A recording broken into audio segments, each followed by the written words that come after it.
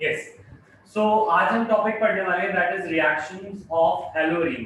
तो जो भी रिएक्शंस यहाँ पे होने वाली है वो रिएक्शन होने वाली है हेलोअरीन्स की, यानी कि रिएक्शन ऑफ हेलोअरीन्स माने जो बेंजीन क्लोरोबेंजीन है उसकी रिएक्शन को हम देखने वाले हैं।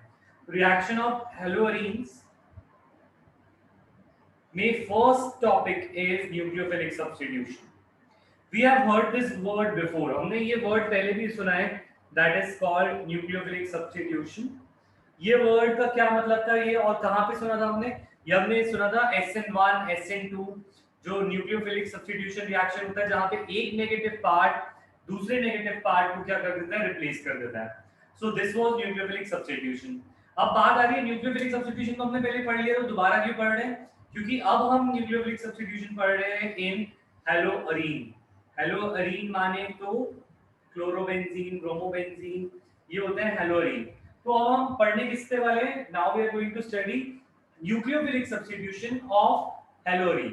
ठीक है, तो न्यूक्लियोफिलिक सब्स्टिट्यूशन में तुम्हें याद दिला दो कौन कौन सी न्यूक्लियोफिलिक सब्स्टिट्यूशन हमने पहले पढ़ी थी। हमने पहले पढ़ी थी न्यूक्लियोफिलिक सब्स्टिट्यूशन, फॉर एग्जांपल एक पूरा टेबल था जिसके अंदर जो RCl होता है, अगर उसमें मैं एक्वस KOH डालता हूँ, if I add aqueous KOH in that, तो मुझे मिल जाता था ROH। अगर मैं RBr में KCN डालता था तो उसमें मुझे मिल जाता था RCN।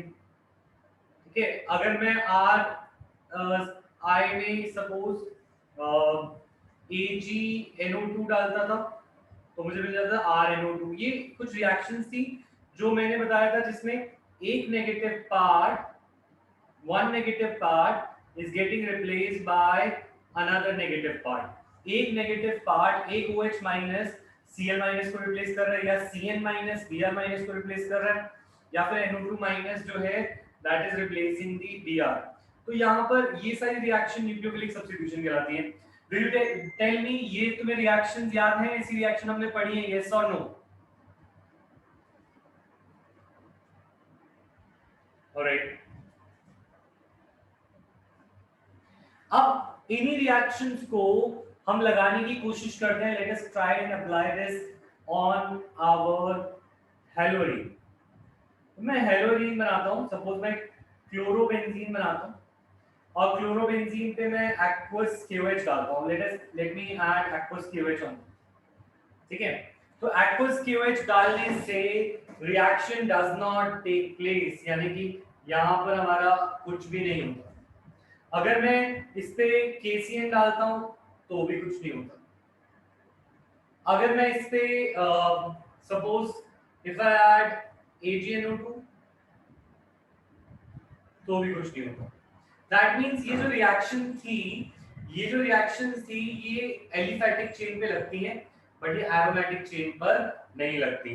ठीक है, अब बात आते हैं why does not apply on aromatic system. Aromatic system पे क्यों अप्लाई नहीं हो रहा और एलिफैटिक पे क्यों हो रहा था? तो why it applies on aliphatic but not on aromatic, that we will see. तो इज द टॉपिक क्लियर कि हम क्या पढ़ने वाले हैं, यस और no?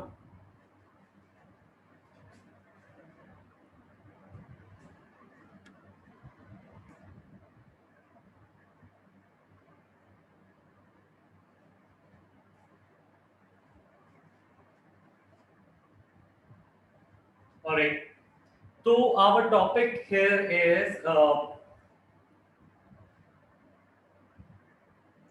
so this tells us this point कि aryl halides यानी कि chlorobenzene etc are extremely less reactive towards nucleophilic substitution due to the following reason।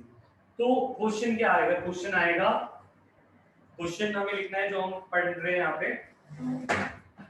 That question is why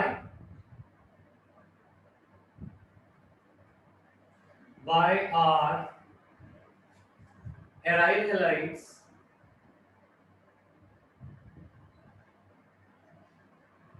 extremely less reactive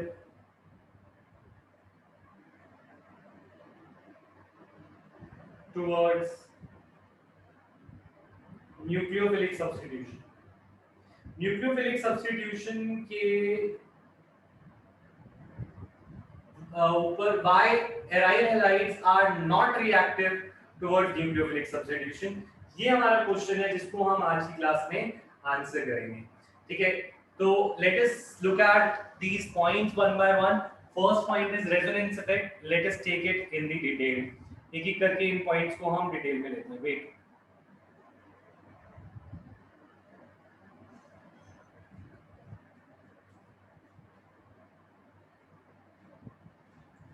सो यहाँ पे क्या point कह रहा है? This point is saying resonance effect. Resonance, हमारे question ये है कि एल्काइल एराइल हैलाइड्स क्यों रिएक्ट नहीं करते, राइट? और ये पॉइंट कह रहा है कि due to resonance effect. Resonance से ऐसा क्या होता है कि हमारा न्यूक्लियोफाइल अटैक नहीं करता। अब हमें ये समझना है। तो इन हैलोरीन्स the electron pair on the halogen atom are in conjugation with the pi ring of as shown below। तो अब पहले ये समझते हैं, सपोज कि हमारा ये हेलोरीन है, इस पे न्यूक्लियोफाइल है Cl। इस न्यूक्लियोफाइल की जगह हमें किसी और न्यूक्लियोफाइल में लेनी है। ठीक है, इस न्यूक्लियोफाइल की जगह किसी और न्यूक्लियोफाइल में लेनी है। सपोज लेट अस से यहाँ पे हमारे पास आ रहा है Cn माइनस आ रहा है, इसकी जगह लेनी। ठीक है, तो Cn माइनस को पहले इसका बॉन्ड तोड़ना पड़ेगा। First it has to break the existing bond between Cl and carbon. Carbon और Cl के बीच में जो एग्जिस्टिंग बॉन्ड है, पहले उसको क्या करना पड़ेगा? ब्रेक। जब इसको ब्रेक कर लेगा तभी तो Cn माइनस इस कार्बन से जुड़ पाएगा, है ना? तो ये चीज हमें इसको दिमाग में रखनी है कि पहला हमारा काम होना चाहिए टू ब्रेक दिस बॉन्ड। ये बॉन्ड जब टूटेगा तभी बात बनेगी, अगर ये नहीं टूटेगा तो ये बात नहीं बनेगी।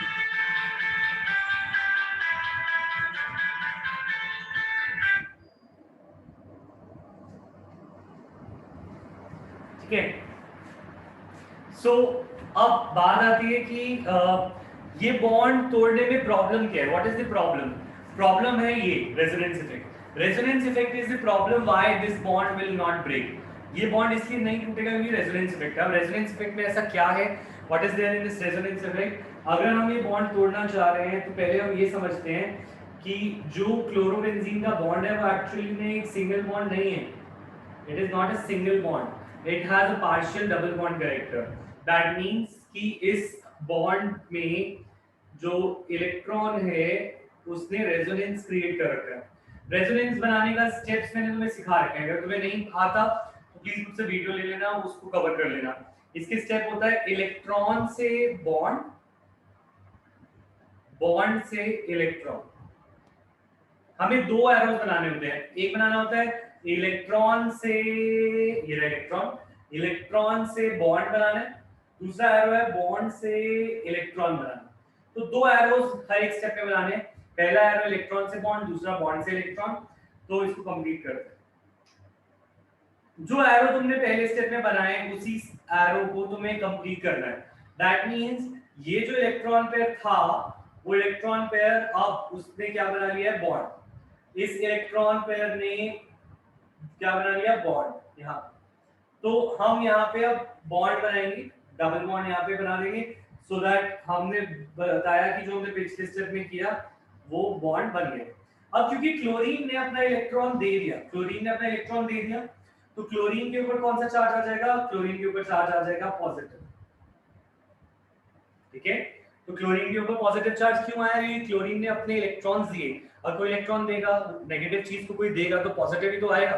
That is why chlorine is positive here. ठीक है, अब दूसरी चीज, दूसरा एरो क्या था? दूसरा एरो था इलेक्ट्रॉन से बॉन्ड का।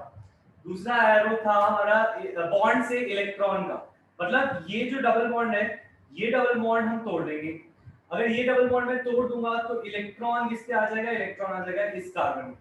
तो I will make two electrons over here, और अब इलेक्ट्रॉन्स आने के बाद आई कैन से बाकी सब चीजें वैसी रहेंगी क्योंकि बाकी जगह पे कोई चेंज नहीं था। ठीक है, फिर अब हमें एरोस बनाने हैं, और एरोस वही दो एरोस बनाने हैं जो हमें हमेशा बनाने हैं। पहला एरो इलेक्ट्रॉन से बॉन्ड, दूसरा एरो बॉन्ड से इलेक्ट्रॉन। तो इलेक्ट्रॉन से बॉन्ड, बॉन्ड से इलेक्ट्रॉन।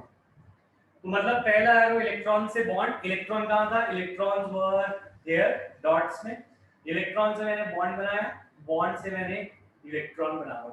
अभी नहीं आ रहा, उसको मैं कंप्लीट करूंगा नेक्स्ट स्टेप में, तो लेट मी सी कैसे बनेगा। तो जो पीछे था वो वैसे ही रहेगा, जहां पे एरोस थे बस वहीं पे तो चेंज आएगा। तो एरोस दो जगह पे चेंज हुए हैं, और वो ये कि एक इलेक्ट्रॉन से यहाँ पे बॉन्ड बना, जो मैंने बॉन्ड यहाँ पे बना दिया, ये इलेक्ट्रॉन से बॉन्ड बना, मैंने बॉन्ड बना दिया।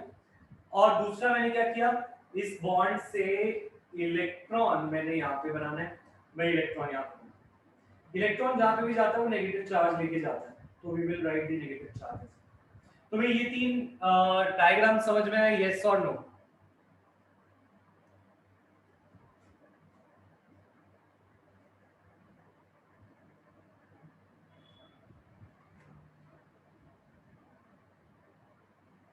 ठीक है, अब हमें नेक्स्ट एरो बनाना है इलेक्ट्रॉन से। अच्छा, अब बच्चे गलती क्या करते हैं कि ना, एरो पहले तो इधर से चल रहा था, पहले तो एरो चल रहा था इधर से इधर ऐसे, इधर से इधर। अब बच्चे क्या करते हैं, ये इलेक्ट्रॉन ढूंढते हैं, इलेक्ट्रॉन का एरो बना देते हैं ऐसे। दिस इज रॉन्ग, तुम एरो वापस इधर नहीं ले जा सकते। जिस साइड तुम्हारे एरोस पहले जा रहे हैं एक ही डायरेक्शन में चल रहे हैं। मतलब अगर तुम्हें एंट्रेंस की तैयारी करो तो तुम्हें एंट्रेंस की डायरेक्शन में सोचना है, अगर तुम्हें सीबीएसई की तैयारी करो तो सीबीएसई की तरफ सोचना है। इसी तरीके से जिस तरीके से रेजोनेंस यहाँ पे हो रही है, तुम्हें उसी डायरेक्शन में जाना है। दैट मींस ये इलेक्ट्रॉन्स जो है ये राइट साइड पर ही जाएंगे, they will not go back. तुम्हें एक ही डायरेक्शन में इसे लेके जाना है। तो I will take it electron से बॉन्ड एंड बॉन्ड से इलेक्ट्रॉन, एरोस को उल्टा मत कर देना, ठीक है। अब नेक्स्ट स्टेप में इन एरोस को कंप्लीट करना है। What I have to do is just complete these arrows in the next step, और जो जैसा है वो वैसा रहेगा। तो ये एज इट इज रहेगा क्योंकि अभी तक इसमें कोई चेंज नहीं आया, ये बॉन्ड एज इट इज रहेगा क्योंकि यहाँ पे कोई चेंज नहीं आया। अब यहाँ पे चेंज आया और यहाँ पे दो इलेक्ट्रॉन, ठीक है। ये स्टेप यहाँ तक क्लियर है सबको, यस और नो?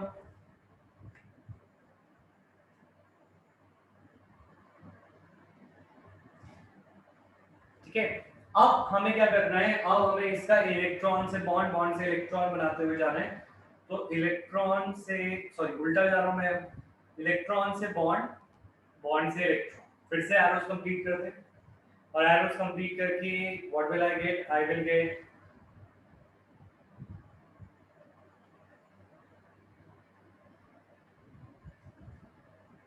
Cl पर, अब क्लोरीन पर हमारे पास वापस से डबल बॉन्ड वापस जाके ये पॉजिटिव चार्ज बन गया है। तो और ये जो इलेक्ट्रॉन्स थे, ये इलेक्ट्रॉन वापस से क्लोरीन पे जाएंगे। अगर वापस क्लोरीन पे जाएंगे, क्लोरीन के पास पॉजिटिव चार्ज था, इलेक्ट्रॉन नेगेटिव चार्ज लेके आएंगे, प्लस और माइनस क्या हो जाएगा, न्यूट्रल। दैट इज व्हाई अब क्लोरीन पर कोई चार्ज नहीं आएगा, बस इस पे दो डॉट दिखा देंगे कि इसके इलेक्ट्रॉन इस पे वापस आ गए, ठीक है। और वापस से ये इलेक्ट्रॉन यहाँ आने की वजह से ये बॉन्ड पूरा बन गया।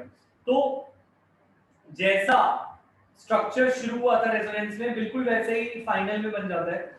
और उसके बॉन्ड्स जो है दे गेट रिवर्स्ड, तो बॉन्ड्स हो गए रिवर्स। तो मेरी रेजोनेंस बनाना क्लियर है, यस और no? You have to practise this, क्योंकि ये सिर्फ इसी चैप्टर की बात नहीं है, ये हर चैप्टर में आएगा। It will come in every chapter. जो भी ऑर्गेनिक का होगा उसमें रेजोनेंस स्ट्रक्चर्स बनाने ही पड़ेंगे। ये जो रेजोनेंस हमने बनाई है, इस रेजोनेंस को बोलते हैं प्लस आर इफेक्ट। एक माइनस आर इफेक्ट भी होती है जो हम जल्द ही देखेंगे, we will see minus are effect also soon. But ये माइनस आर इफेक्ट किस स्टेप से, दैट इज इलेक्ट्रॉन से बॉन्ड, बॉन्ड से इलेक्ट्रॉन बनाना, ठीक है। अब हम आगे बढ़ते हैं नेक्स्ट स्टेप पे। हमारा क्वेश्चन क्या था, हमारा क्वेश्चन ये था कि क्या क्लोरीन का ये बॉन्ड टूटेगा, क्योंकि मुझे देखना है क्या ये न्यूक्लियोफाइल इस न्यूक्लियोफाइल को रिप्लेस करेगा, दैट आई हैव टू सी। अगर ये बॉन्ड टूट जाएगा तो ये CN इसका रिप्लेसमेंट कर लेगा। अगर ये बॉन्ड नहीं टूटता तो ये CN इसको रिप्लेस नहीं कर पाएगा, ठीक है। अब बात ये है कि तुम यहाँ देखो रेजोनेंस में, रेजोनेंस में देखो तो जो ये बॉन्ड है, जो Cl का और कार्बन का बॉन्ड है, यहाँ पे देख लो, या इस स्ट्रक्चर में देख लो, या इस स्ट्रक्चर में देख लो, या फिर इस स्ट्रक्चर में देख लो। इन सब स्ट्रक्चर में देखो कार्बन और इस वाले को छोड़ के, सॉरी ये मैंने गलत पॉइंट कर दिया, इसको देखो यहाँ पे कार्बन और Cl का बॉन्ड क्या है, डबल, यहाँ पे कार्बन और Cl का बॉन्ड क्या है, डबल, यहाँ पे डबल, तो डबल डबल बॉन्ड्स होने की वजह से ये बॉन्ड टूटेगा नहीं। क्यों डबल बॉन्ड क्यों आया? It is has come through due to resonance effect. So our point will be the CCl bond, the CCl bond in aryl halide, aryl halide ये स्ट्रक्चर है, has partial double bond character। उसमें कैसा character है? उसमें partial double bond character है due to resonance, और resonance की structure हमने बना के दिखा दी। ठीक है, अगर वो पार्शियल डबल बॉन्ड कैरेक्टर की वजह से उसके अंदर बॉन्ड नहीं टूटेगा तो we can say they are less reactive towards nucleophilic substitution. That means ये न्यूक्लियोफाइल इसे आसानी से रिप्लेस नहीं कर पाएगा। टेल मी, ये फर्स्ट पॉइंट क्लियर है, यस और नो? और तुम अच्छे से हेडिंग बना रहे हो, हमारा क्वेश्चन का आंसर कर रहे हैं हम, और ये क्वेश्चन का फर्स्ट आंसर, फर्स्ट पार्ट है रेजोनेंस इफेक्ट।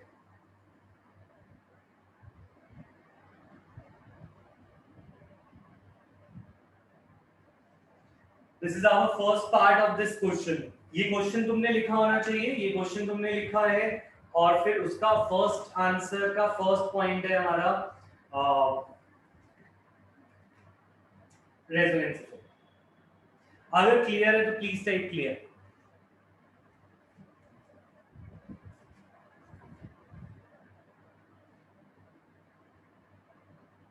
खुशी, पीयूष, शारंग, समृद्धि, क्लियर है? ठीक है, अब हमारे सेकंड स्टेप पे, सेकंड वो reason why this reaction will not अकर।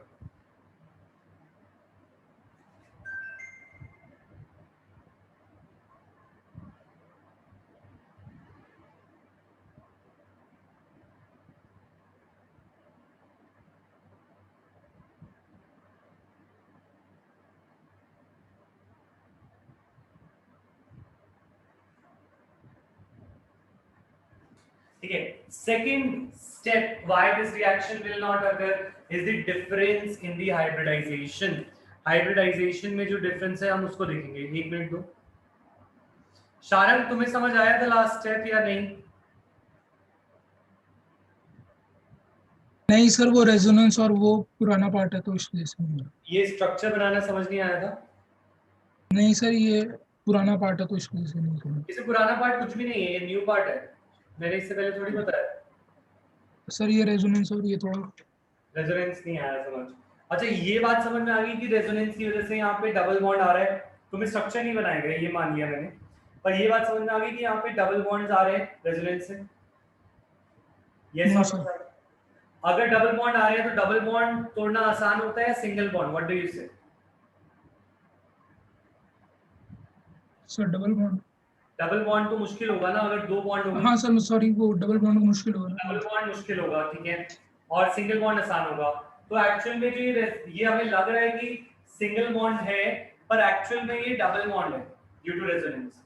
तो रेजोनेंस की वजह से तुम बस इतना बोल सकते हो कि रेजोनेंस की वजह से पार्शियल डबल बॉन्ड कैरेक्टर है, थोड़ा थोड़ा डबल बॉन्ड बन रहे हो, और डबल बॉन्ड को तोड़ना मुश्किल होता है as compare to single bond, single bond. Reaction नहीं होगी। ये वाली बात समझ में आई? Yes sir. बस रेजोनेंस स्ट्रक्चर तुम्हारे रह गए, वो मैं करा दूंगा। वैसे समझ आ गया ये पॉइंट? यस सर, आगे। ठीक है, दूसरा पॉइंट, इसका भी कोई लिंक नहीं है शारंग पीछे से, तो फिर ऐसा मत दिमाग में मत सेटल करके रखो कि पीछे से लिंक है, ठीक है? इट हैज नो लिंक पीछे से, न्यू टॉपिक है। डिफरेंस इन हाइब्रिडाइजेशन, ठीक है? अब हम कह रहे हैं कि हाइब्रिडाइजेशन को की डिफरेंस देखते हैं। Let us see difference in the hybridization. अच्छा, हमने बोला था कि एल्काइल हैलाइड रिएक्ट कर जाता है, दैट मींस जो एल्काइल हैलाइड है, let me draw the alkyl halide.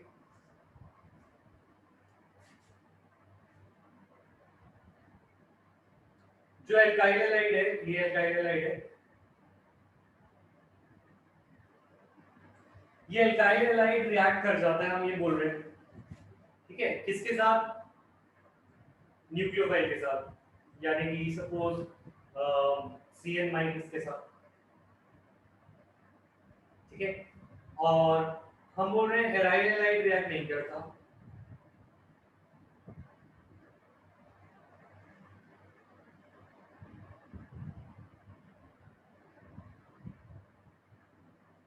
हम बोल रहे हैं एराइल हैलाइड रिएक्ट नहीं करता, दैट इज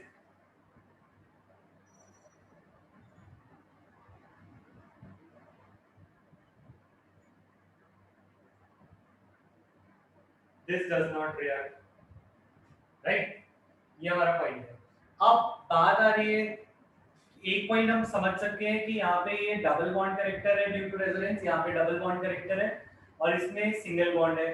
सिंगल बॉन्ड जल्दी टूटता है, डबल बॉन्ड मुश्किल से टूटता है। दूसरा पॉइंट अब हम करने जा रहे हैं, दूसरा point is called difference in the hybridization. और डिफरेंस इन हाइब्रिडाइजेशन को समझने के लिए तुम ये समझो कि ये जो कार्बन है ये है sp3 हाइब्रिडाइज्ड।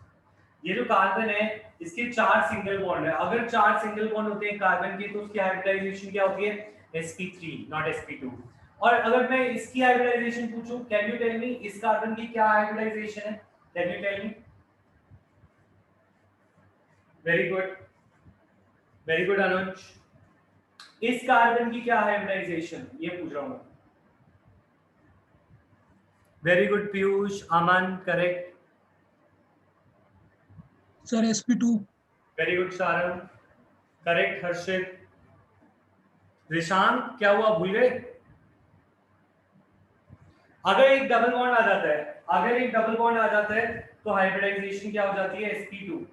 तो ये हाइब्रिडाइजेशन है sp2 क्योंकि इसके पास एक डबल बॉन्ड है। तुम्हें दिख रहा है यहाँ पे ये डबल बॉन्ड, तो डबल बॉन्ड होने की वजह से ये sp2 हाइब्रिडाइज्ड है।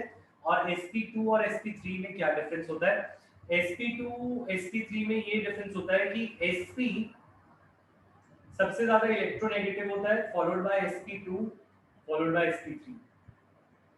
इलेक्ट्रोनेगेटिविटी का मतलब कौन कितना इलेक्ट्रॉन को खींचता है। तो सॉरी मैं अपने आसपास ही लिख रहा हूं, रुको। हाँ, इलेक्ट्रोनेगेटिविटी की ऑर्डर हम देख रहे हैं और इलेक्ट्रोनेगेटिविटी के ऑर्डर में तुम ये समझो कि sp sp2 sp3 में से सबसे ज्यादा इलेक्ट्रोनेगेटिव कौन होता है, sp। ठीक है, sp is most electronegative followed by sp2 and then sp3। ठीक है, अब बात ये आ रही है कि ये ऑर्डर से फर्क क्या पड़ता है। तो इससे फर्क ये पड़ता है, अच्छा इलेक्ट्रोनेगेटिविटी क्या होता है, इलेक्ट्रॉन को खींचने की ताकत, ये तुम्हें याद दिला दूं, इलेक्ट्रॉन को खींचना इज इलेक्ट्रोनेगेटिव, किसी भी शेयर्ड पेयर में खींचना। तो अब बात ये है कि अगर मैं ये अल्काइल हैलाइड का बॉन्ड बनाऊं RCl, RCl में R की हाइब्रिडाइजेशन है sp3 और ArCl में Ar की हाइब्रिडाइजेशन है sp2। अब हमें Ar और R की हाइब्रिडाइजेशन से क्यों फर्क पड़ता है, क्योंकि ये Ar अपनी तरफ इलेक्ट्रॉन को खींच के रखता है, तो इसका जो बॉन्ड होता है इसका बॉन्ड शॉर्टर होता है, इसका बॉन्ड छोटा है। और इसका जो RCl का बॉन्ड है it is a longer bond. तो अब मुझे एक बात बताओ, छोटी पेंसिल आसानी से टूटती है, बड़ी pencil? Can you right in chat which pencil do you think will be broken easily, a small pencil और अ लार्जर पेंसिल? अरे स्मॉलर पेंसिल के स्मॉल छोटी सी पेंसिल लेना, उसे तोड़ के दिखाना, और एक बड़ी सर पेंसिल लो, बड़ी पेंसिल जल्दी टूटती है। इस तो बड़ी पेंसिल जल्दी टूटती है, तो उसी तरीके से बड़ा बॉन्ड जल्दी टूटेगा। तो बड़ा बॉन्ड किसका है, एल्काइल हैलाइड का। तो एल्काइल हैलाइड का जो बॉन्ड है वो बड़ा है, इसीलिए इट ब्रेक्स इजीली। तो bigger a larger bond will break easily क्योंकि इसके अंदर इलेक्ट्रोनेगेटिविटी कम थी और इलेक्ट्रोनेगेटिविटी कम होने की वजह से इसकी बॉन्ड लेंथ जो थी बड़ी थी और इसका बॉन्ड छोटा था। इलेक्ट्रोनेगेटिविटी या इलेक्ट्रॉन खींचना, एक्चुअल में बॉन्ड होता क्या है, कोवेलेंट बॉन्ड होता तो इलेक्ट्रॉन ही है। अगर इसमें एरोमेटिक रिंग Ar मतलब एरोमेटिक रिंग, ये एरोमेटिक रिंग को Ar लिख सकते हैं। तो अगर एरोमेटिक रिंग sp2 है तो वो इलेक्ट्रॉन को खींचेगी, अगर वो इलेक्ट्रॉन को खींचेगी तो उसका जो बॉन्ड होगा वो छोटा होगा, और क्योंकि आरसीएल में sp3 हाइब्रिडाइजेशन है तो उसका बॉन्ड बड़ा होगा। तो आरसीएल और एआरसीएल में से एआरसीएल का बॉन्ड छोटा है और छोटा बॉन्ड मुश्किल से टूटता है। This is the reason why hybridization affects nucleophilic substitution. That mean ये बॉन्ड फिर से नहीं टूटेगा क्योंकि ये छोटा है। ठीक है, अब ये second point, is this clear to you, yes और नो? इसका जो पॉइंट तुम्हें लिखना है अपनी नोटबुक में वो ये लिखना है कि in haloalkane carbon atom is attached to sp3 hybridized carbon, while in case of haloarine it is attached to sp2 hybridized carbon। ठीक है, उसके बाद नेक्स्ट पॉइंट है sp3 hybridized carbon have a greater s character and is more electronegative and can hold CH bond easily and more tightly। इसका answer मैं लिखवा दूं, मैं लिख देता हूं क्योंकि बहुत बड़ा हो रहा है आंसर। अच्छा मैं रिपीट कर रहा हूं पॉइंट। तो देखो ये बात क्लियर थी कि ये sp3 होता है क्योंकि सारे सिंगल बॉन्ड है, और ये sp2, यस और नो विशाल? ठीक है, दूसरी बात मुझे ये बताओ कि ये बात क्लियर है कि sp2 sp3 से ज्यादा इलेक्ट्रोनेगेटिव होता है, यस और नो? ठीक है, अच्छा अब अगर ये जो है ये अल्काइल हैलाइड है, ये मैंने इसको ऐसे RCl लिखा है और इसको मैंने ArCl लिखा है। Ar मतलब एरोमेटिक रिंग यानी कि बेंजीन। तो RCl और ArCl में से कौन सा इलेक्ट्रोनेगेटिव है? Ar, यस और नो? अच्छा Ar इलेक्ट्रोनेगेटिव है मतलब वो इलेक्ट्रॉन ज्यादा खींचता है, यस और नो? तो शाम अगर वो इलेक्ट्रॉन ज्यादा खींचता है तो किसका बॉन्ड छोटा होगा, R का या Ar का? Ar का ना। Ar इलेक्ट्रॉन को खींचता है तो उसका बॉन्ड छोटा होगा।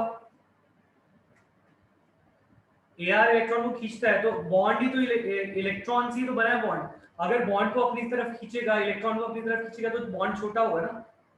समझ आया निशान? ठीक है, अगर ArCl का बॉन्ड छोटा होगा तो वो मुश्किल से टूटेगा या आसानी से? मुश्किल या आसान?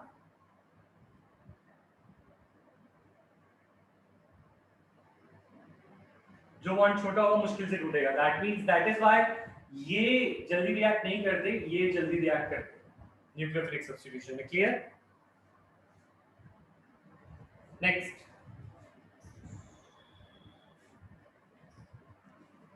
अच्छा इसका आंसर लिखेंगे कैसे? हम बोलेंगे, इसका आंसर लिख लो,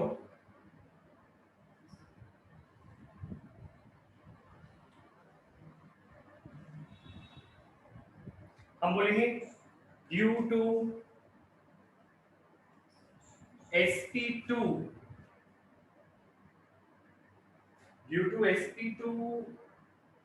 hybridized carbon of CX bond in haloarine,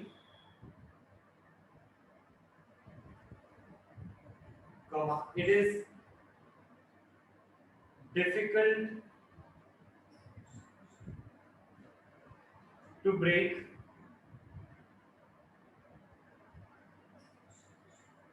its bond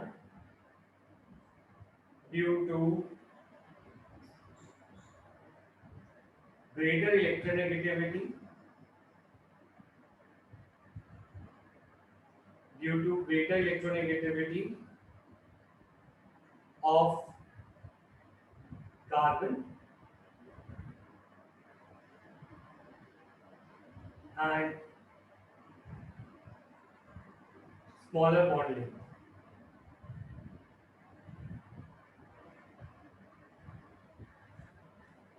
ठीक है, और स्मॉलर बॉन्ड लेंथ की वजह से। ठीक है, सो aryl halides are less reactive than alkyl halides. Aryl halides are less reactive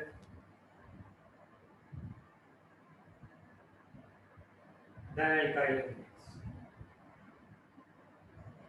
Tell me, is this clear? Yes or no?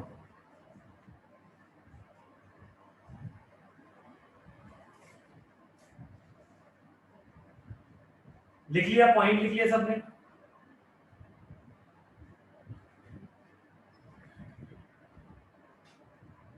ऐसे पढ़ने में ज्यादा मजा आ रहा है, हाँ या ना?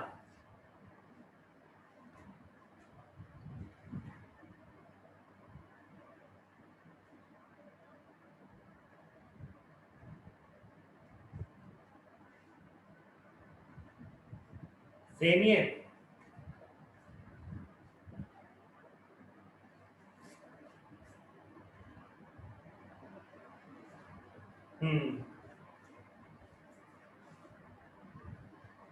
अच्छा ठीक है। थोड़ा ब्लर, मैं जूम आउट करता हूँ तो ब्लर आएगा, बट जब मैं किसी टॉपिक को पढ़ा रहा हूँ तो मैं उसको जूम इन कर दूंगा, वो ब्लर हट जाएगा। ठीक है,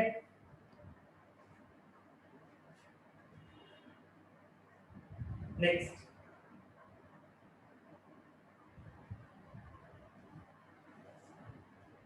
नेक्स्ट स्टेप पे आते हैं, और next step is instability of phenyl cation.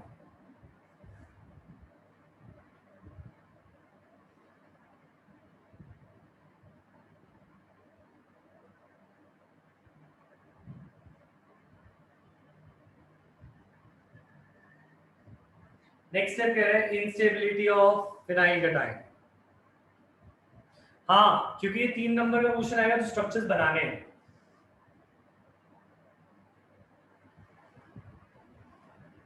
ठीक है, अब बात क्या कह रहे हैं, हम कह रहे हैं एस, अगर सपोज न्यूक्लियोफिलिक सब्स्टिट्यूशन SN2 से नहीं जाती, SN1 से जाती, तो अगर वो SN1 से जाएगी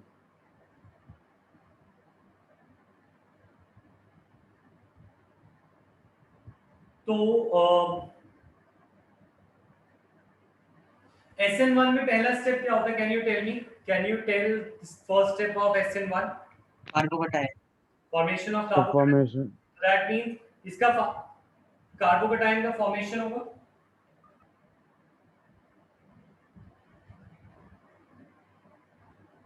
राइट? तो इसमें जो कार्बोकटायन बना है, ये कार्बोकटायन कहलाता है phenyl carbocation.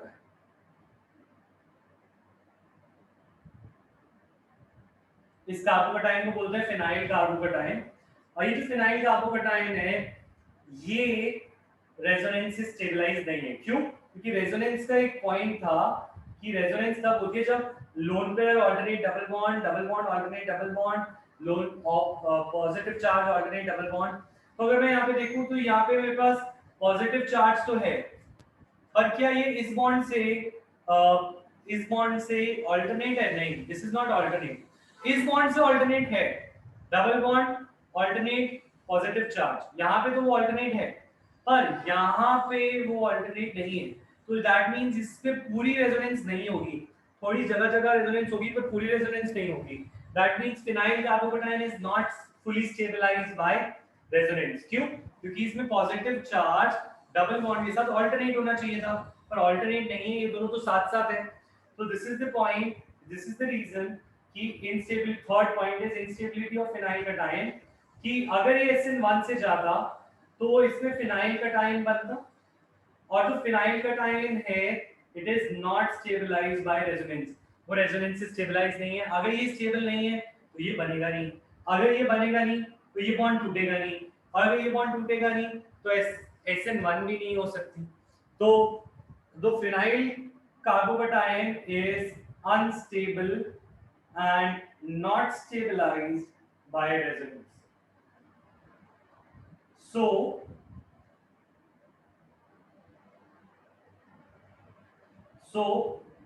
SN1 will not occur. तो SN1 भी नहीं occur करेगी।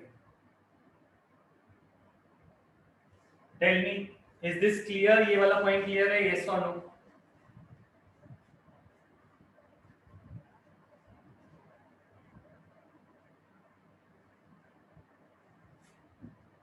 सर एक बार इसको एक बार फिर से बताओ। देखो, रेजोनेंस के कुछ पॉइंट्स होते हैं, ये मैं तुम्हें लिखवा रहा हूँ, लिख लो। रेजोनेंस के क्या पॉइंट्स होते हैं? रेजोनेंस के पॉइंट्स होते हैं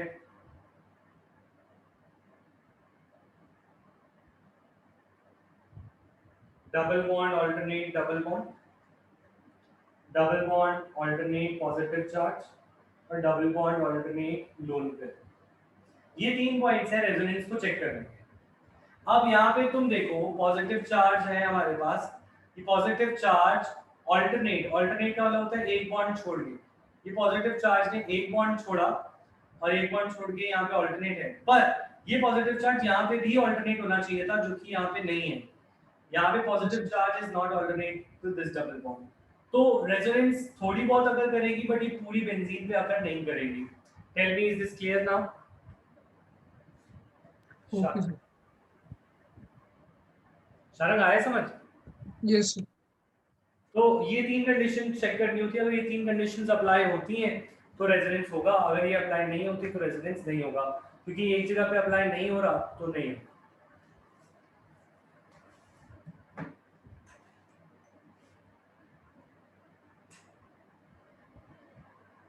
ऑलराइट, लास्ट पॉइंट पे आते हैं और लास्ट पॉइंट है हमारा। सर फिर एक डाउट था इसमें। आप बोलो। सर तो जैसे कि आपने कहा कि इसमें जो ये रिएक्शन नहीं होगी, तो हमने इससे पहले पढ़ा था कि जो वो था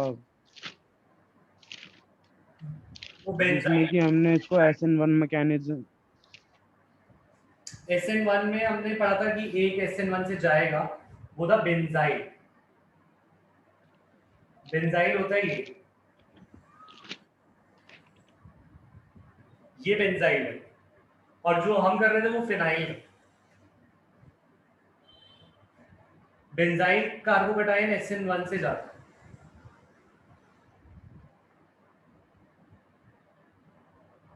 benzyl carbocation is stabilized by resonance.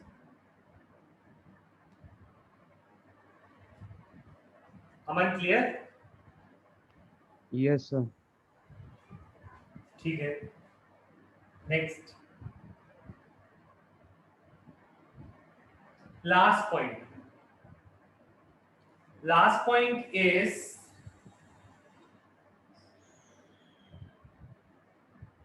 this, that is, because of the possible repulsion it is less likely for electron rich nucleophile to approach electron rich arene. So what we are saying in this is, जो suppose ये SN2 से होती है, हम ये ले गए, तो अगर हम बात करें कि हमारे पास है हैलोजन यहाँ पे और इस हैलोजन का बॉन्ड तोड़ना है और एक न्यूक्लियोफाइल इसकी जगह लेने आ रहा है, तो ये न्यूक्लियोफाइल है। तो न्यूक्लियोफाइल होते हैं नेगेटिवली चार्ज। न्यूक्लियोफाइल कैसे होते हैं? Negatively charge.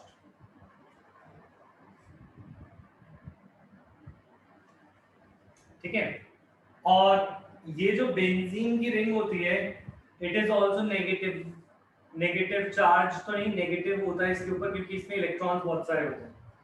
तो due to presence of electron cloud, क्योंकि इलेक्ट्रॉन क्लाउड यहाँ पे प्रेजेंट है, जो न्यूक्लियोफाइल होता है आने वाला वो रिपल्शन फेस करेगा। The coming Cn minus will face repulsion। क्यों? क्योंकि ये Cn minus इसके पास जाएगा तो इसके पास ऑलरेडी ये जो बॉन्ड्स हैं, इस बॉन्ड्स के ऊपर इलेक्ट्रॉन्स ही इलेक्ट्रॉन्स हैं, तो एरीन जो है वो इलेक्ट्रॉन रिच है। तो अरीन यानी बेंजीन, एरीन और benzene ring is electron rich.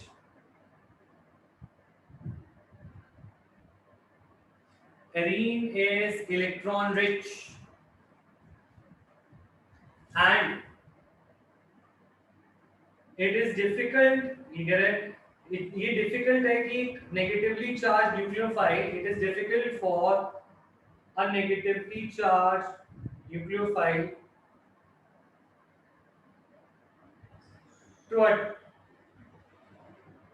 to approach the benzene ring। Benzene ring पे अप्रोच करना उसके लिए क्या हो जाता है? मुश्किल। तो you tell me, is this point clear? Yes और नो एवरीवन?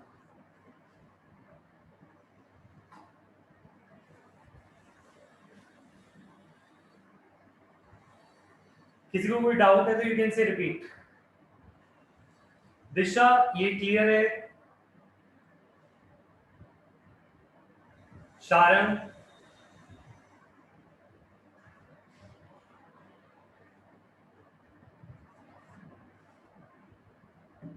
देखो बेंजीन के ऊपर, खुशी, बेंजीन के ऊपर ये इलेक्ट्रॉन है, pi electron, double bond electron, ये सॉल्व।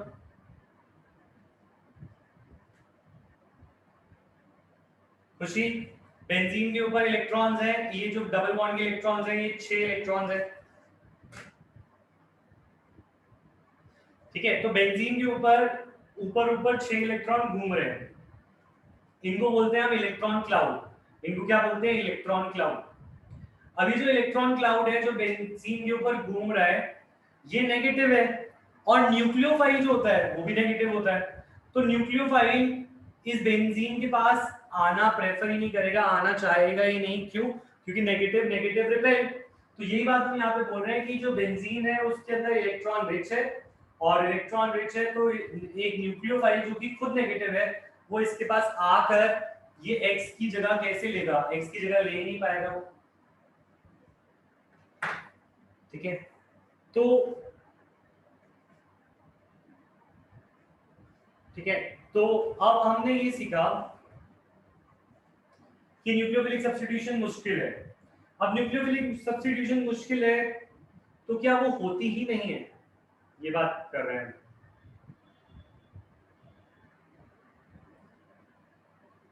तो पहली बात तो ये कि nucleophilic substitution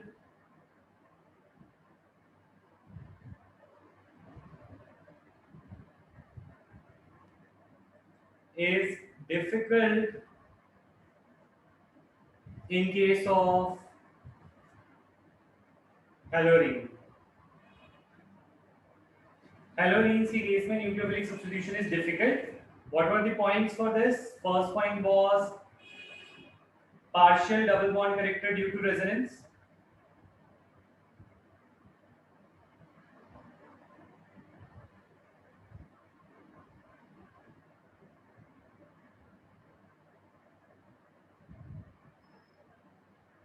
Second point is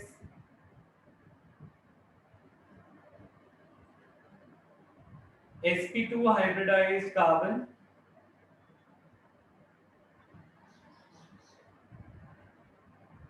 of benzene leads to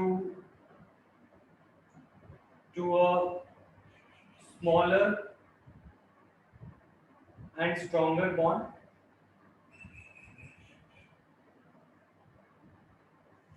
तीसरा पॉइंट क्या पढ़ा हमने? तीसरा पॉइंट पढ़ा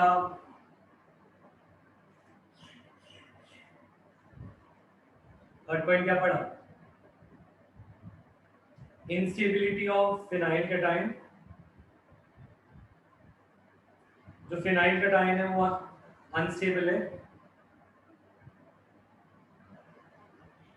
और फोर्थ पढ़ा possible repulsion to the nucleophile.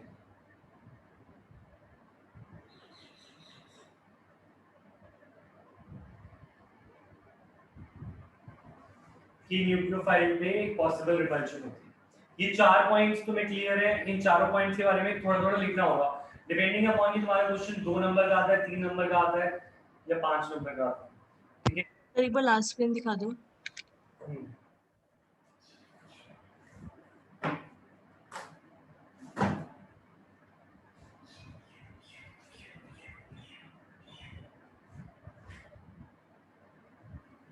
Okay sir.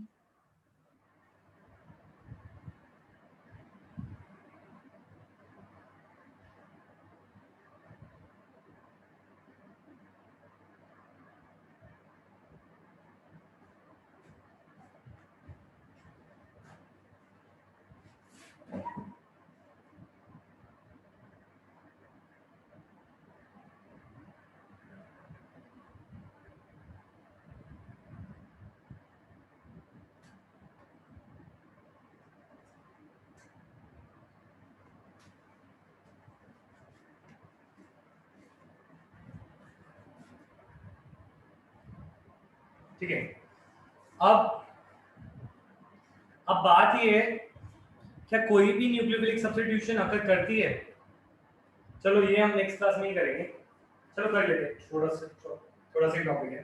तो some nucleophilic substitution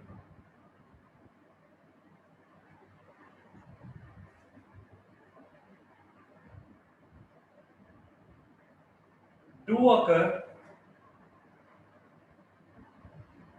in halorine, but at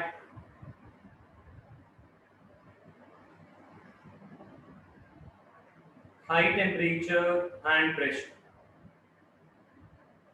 हम कह रहे हैं कि कुछ सब न्यूक्लियोफिलिक सब्स्टिट्यूशन आकर करती हैं इन हेलोरीन, बट ये तब करती हैं जब तुम बहुत हाई टेम्परेचर दो और हाई प्रेशर दो। इसका एक एग्जांपल देख लेते हैं। इसका एग्जांपल है हमारे पास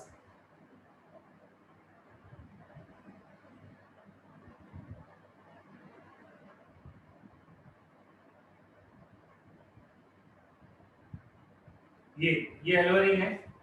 इस पे अगर मैं एक्वस NaOH डालता हूं और टेम्परेचर रखता हूं 623 केल्विन और प्रेशर रखता हूं 300 atm, तो इस टेम्परेचर और प्रेशर पर मेरी रिएक्शन हो जाती है। बहुत हाई टेम्परेचर है 623 केल्विन और 300 atm प्रेशर, इस पे रिएक्शन हो जाती है और रिएक्शन में क्या होता है,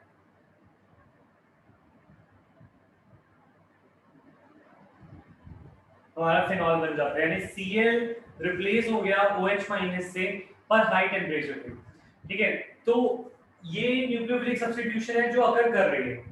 अब क्या बात ये आती है कि न्यूक्लियोफिलिक सब्स्टिट्यूशन और अकर कर सकती है और कैसे अकर कर सकती है। तो there is also another way जिससे हम न्यूक्लियोफिलिक सब्स्टिट्यूशन को स्पीड अप कर सकते हैं। तो the point is we can increase rate of reaction by using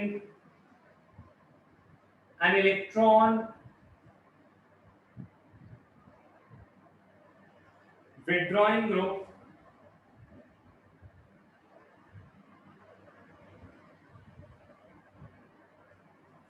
like nitro. पहले मुझे एक बात बताओ, तुम्हें ये वाली रिएक्शन समझ आ रही है? ये रिएक्शन हाई टेम्परेचर पे हो रही है, यस और नो?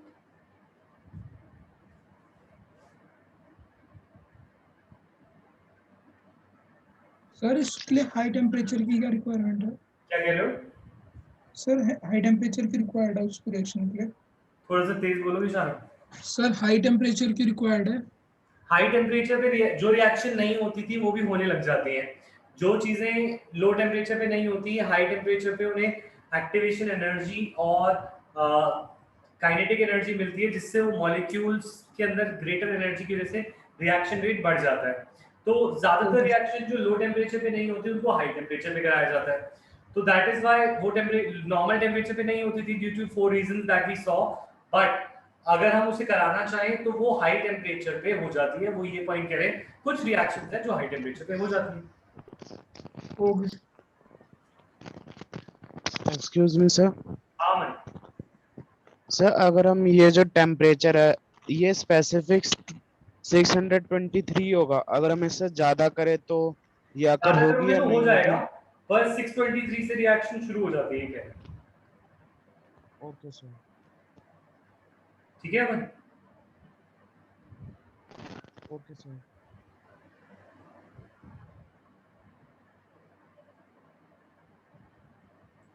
सो अब बात यह है कि इन रिएक्शंस को स्पीड अप किया जा सकता है और लोअर टेम्परेचर पे भी किया जा सकता है बाय यूजिंग NO2। अगर मैं नाइट्रो ग्रुप लगा देता हूं तो नाइट्रो ग्रुप लगाने से ये रिएक्शन जो 623 केल्विन पे होती थी अब वो 443 केल्विन पे हो जाती है। अगर मैं दो नाइट्रो लगा देता हूं तो दो नाइट्रो लगाने से जो रिएक्शन पहले 623 पे थी और एक के साथ 443 पे थी वो 368 केल्विन पे हो जाती है। और और अगर मैं 3 नाइट्रो ग्रुप लगा दूं इस पे, तो 3 नाइट्रो ग्रुप के साथ ये रिएक्शन और भी फास्ट हो जाएगी,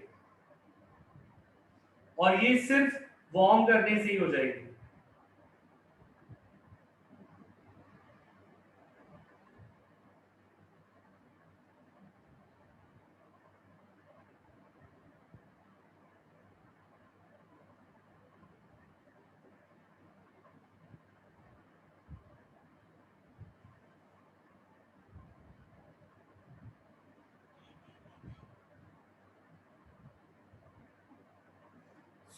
अगर हम इसमें 3 नाइट्रो ग्रुप लगा दें, 1 2 3, तो 3 नाइट्रो ग्रुप की वजह से ये रिएक्शन बिल्कुल गर्म करने से ही हो जाती है। तो नाइट्रो ग्रुप लगाने से हमारी ये रिएक्शन का रेट बढ़ रहा है। अब बात आ रही है क्यों बढ़ रहा है, वो हमें समझना है, वो हम नेक्स्ट क्लास में समझेंगे।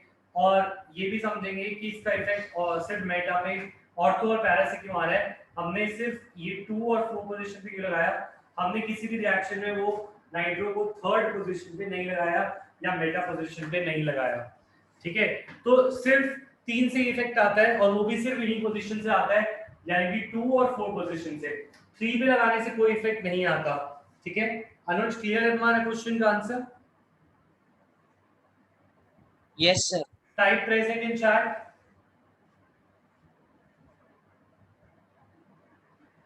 और होमवर्क है, ये क्वेश्चन का आंसर 2 बार लिख के आना है, 3 बार, with diagram, with all diagrams. जो जो डायग्राम्स बुक में बने हैं उन सब के आंसर को डिटेल में लिखना है। यहाँ पे मैंने शॉर्ट में लिखा है, ये तुम्हें 3 बार लिखना है, और वो भी डिटेल में। यस करेक्ट अमन, मैं इसको डिस्कस करूंगा नेक्स्ट क्लास में। Type present in chat everyone. 3 बार इसका आंसर लिखना है, 3 बार, क्योंकि बहुत इंपॉर्टेंट टॉपिक है। तो प्लीज जैसे मैं बोल रहा हूं वैसे पढ़ो, अच्छे नंबर आएंगे। 3 बार डिटेल आंसर विद डायग्राम्स। ठीक है,